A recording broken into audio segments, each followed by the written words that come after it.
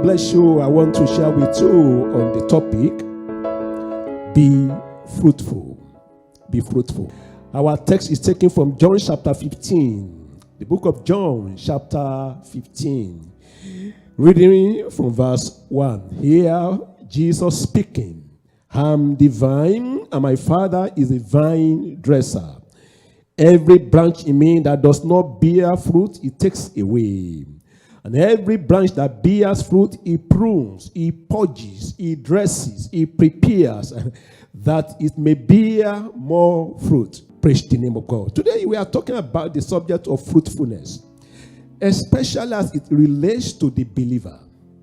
In verse 16, where we read, Christ said, for this purpose I have chosen you. I have appointed you. I have ordained you. I have saved you. Now I'm sending you forth for this purpose. What is that purpose?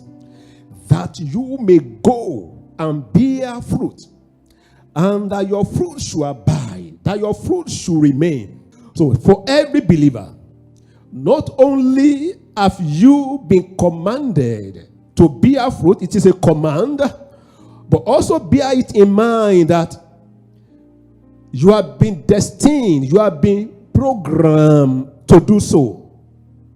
And the Lord has supplied the resources, all that you need to be a fruit-bearing believer. Let's look at some facts about fruit, generally speaking, for us to have a better understanding. Facts about fruit. We have 5 things I want to share with us about fruit. Number 1, fruit is noticeable. It cannot be hidden. When you see the mango tree with fruits on it, or vine tree, whatever tree you are talking about with fruits on them, you can see that fruit. Fruit cannot be hidden. And the same thing, when a life is bearing fruit, it is noticeable. It is visible. You cannot hide it. Number 2, fruits are always for the benefit of others. And that is very critical. Why does a tree bear fruit? It is not for that tree to consume that fruit. It is not for that tree to eat of it. It is always for the benefit of others. Number 3 thing about fruit, God frowns at fruitlessness.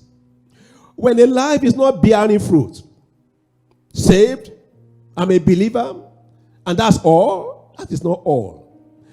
God himself frowns. It is not the will of God. That's why, where we read in John chapter 15 verse 2, every tree that does not bear fruit, what would the Lord say?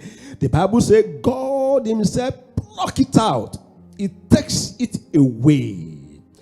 Number 4, fruit bearing is proof that we are disciples of Jesus. That's why in John 15:8, by this is my Father glorified, that you bear fruit, so you will be my disciple. As followers of Christ, as disciples of Jesus, one thing that confirms, that validates your Christianity or your confession, it is the fruit that you are bearing. Number 5, fruit bearing is conditional upon our being connected to Christ. No man can bear fruit on his own. That's why no branch can bear fruit unless that branch is planted, is in that tree, connected to the tree. And the same thing, our relationship with Jesus. We cannot bear fruit. We cannot be fruitful if we don't remain, if you don't abide, if we are not connected to him. How do we get connected to him? He says, if you abide